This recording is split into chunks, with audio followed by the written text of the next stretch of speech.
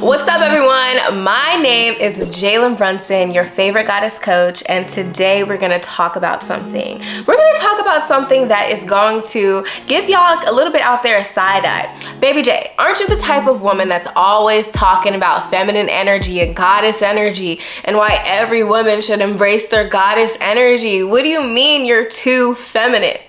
We're gonna talk about it.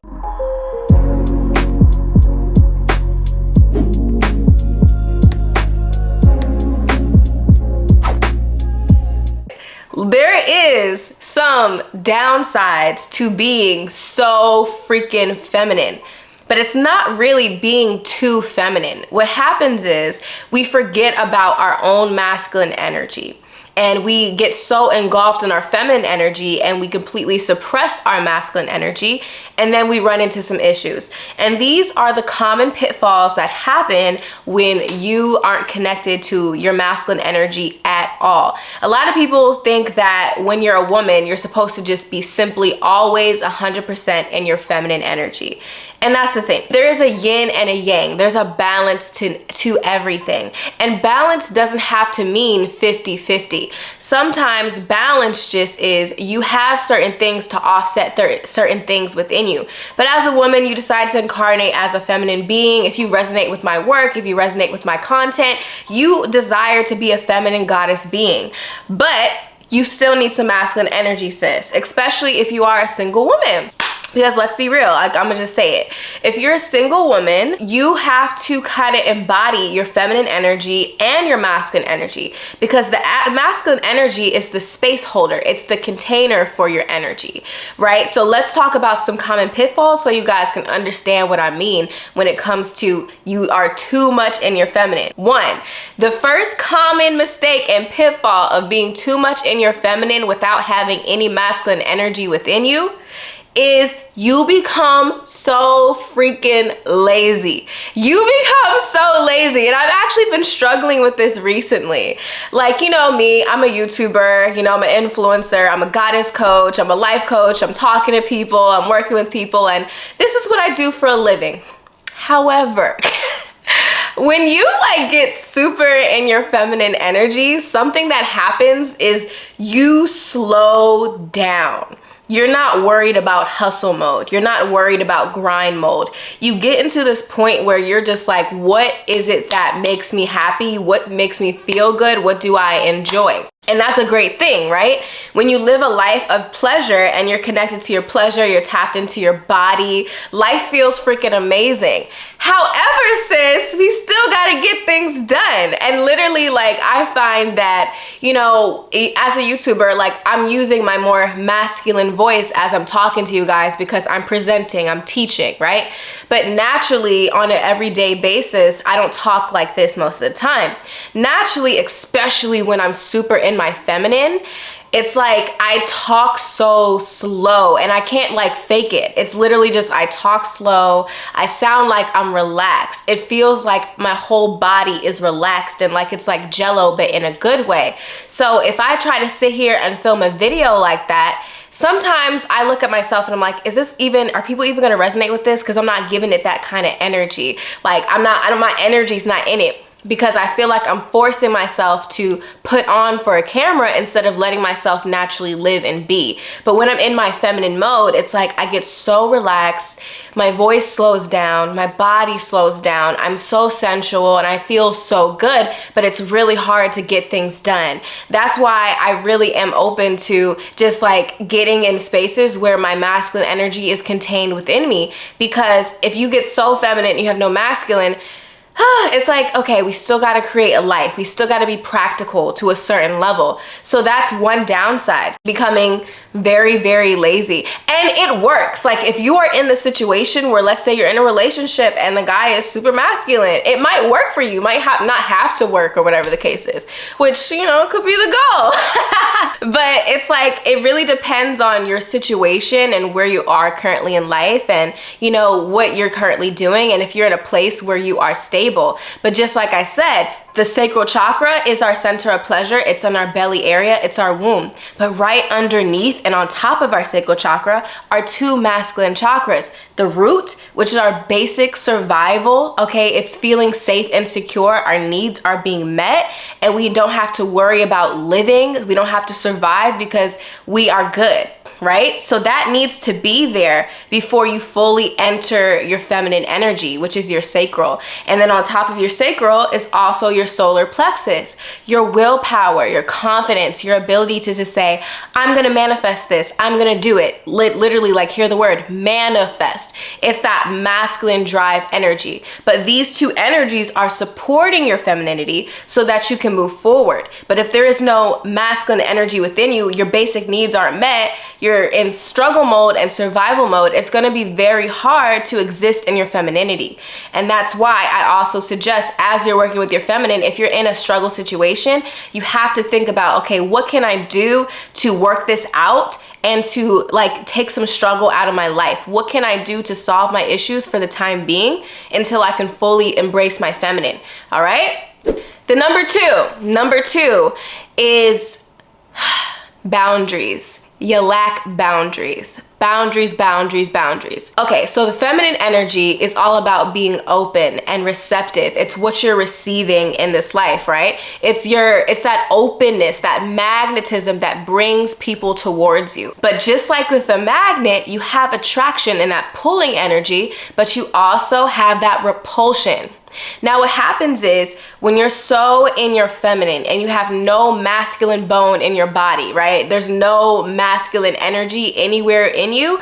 You become a person who has no boundaries, which means that you can sometimes end up in situations where you do things that you don't necessarily mean to do in the moment, where you're feeling so good, you're living in your pleasure, and this guy is just enjoying and he's so sweet, he's so nice, and you just get so caught up in the moment. And let's say you do some things that you don't necessarily want to do, and like afterwards you feel bad about it, or you're like, maybe I moved a little too fast, or other people are just doing things and you're not necessarily open and available to it all the way, but you just say yes and yes and yes and yes.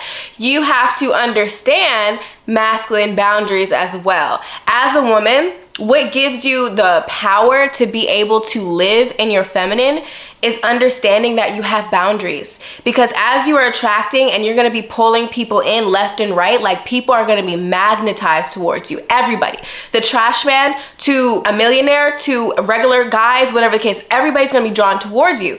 So you have to have standards, right? You need to know your standards and you need to be able to know, okay, what am I okay with in my life?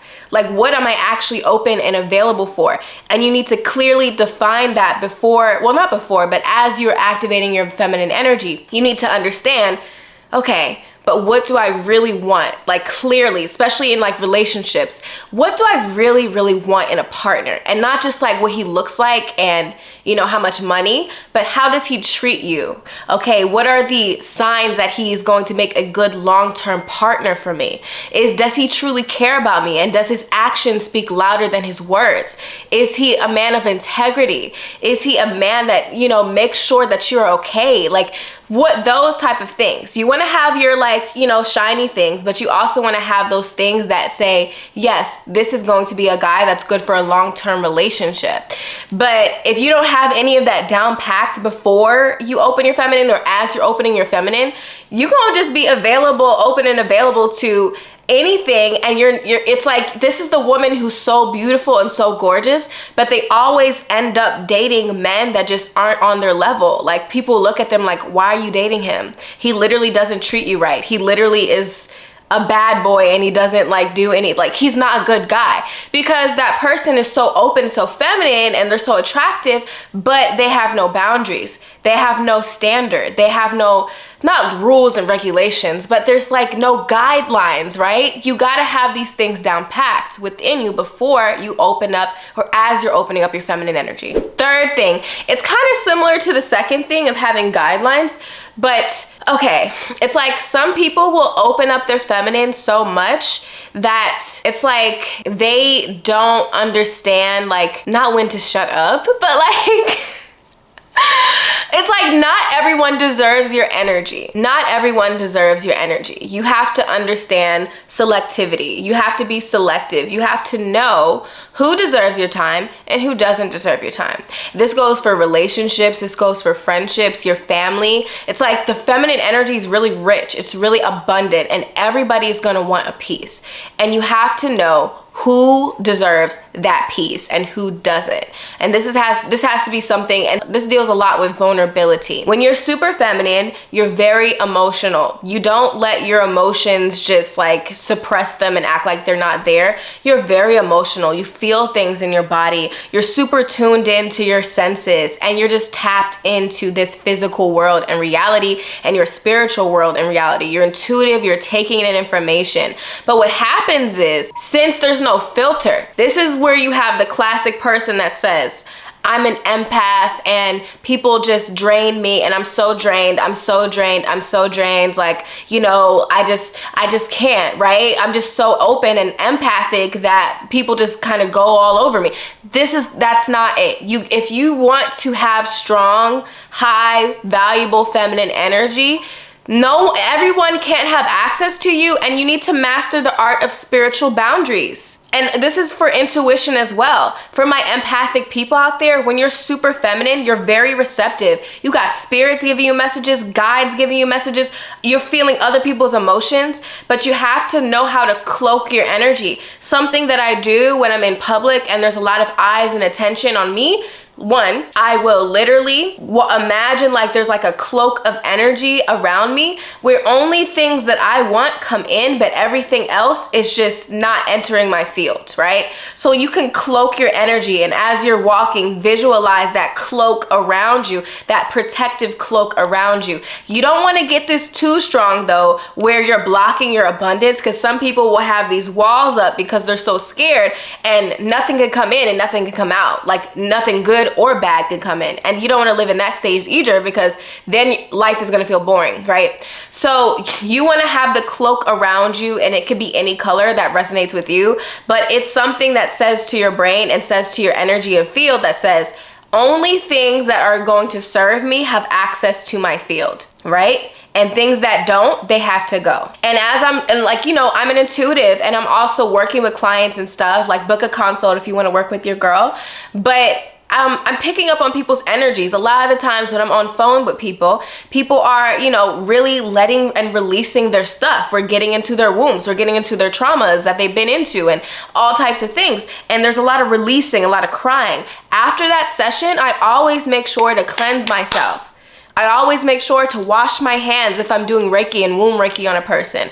I always make sure to visualize that energy cleansing off of my body. You gotta know how to spiritually cleanse yourself, or else you're gonna be so bogged down with other people's energies. And I talk about this even in my course, Psychic Secrets of Seduction, Goddess of Worth, like all of my courses, releasing, knowing how to do a really good release ritual. And not just cord cutting, because I don't believe in cord cutting, but cord removal, removing the cord altogether. You want to do that because all these people having all these energies and attaching to you, you're going to be bogged down, and then you're going to find yourself being drained, and you can't allow that to happen.